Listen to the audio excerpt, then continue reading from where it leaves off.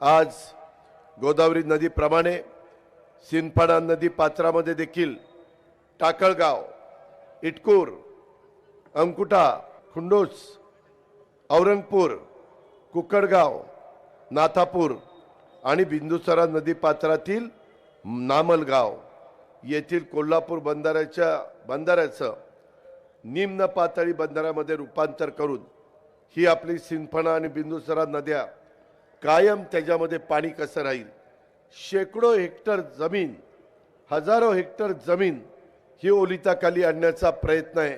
आणि मी आपल्याला शब्द देतो, आदरणीय शिवाजीराव पंडित साहेबांच्या साक्षीने देतो, तुम्ही उद्याच्या 20 तारखेला घड्याळाच्या चित्राच्या शेजारचं बटन दाबा, तिथं विजयसिंह पंडितला निवडून द्या। या कामाच्या करता मी तुम्हाला कदापि निधी कमी पडू देणार नाही। हे सगळे निम्न पातळी बंधाऱ्याचं रूपांतर मी तुम्हाला त्या ठिकाणी करून दाखवील। तशा पद्धतीनं आपण लातूर जिल्ह्यामध्ये केलेलं आहे, महाराष्ट्रातल्या इतर भागात केलेलं आहे, ते सक्सेस झालेलं आहे। आता ते आपल्या भागामध्ये करायचं आहे। कदाचित ईश्वरालाच असं वाटलं असेल की ते काम विजयसिंह पंडित आमदार झाल्यानंतरच होणार आणि म्हणून ते काम इतका काळ राहिलेलं आहे। महाराष्ट्रवादी रे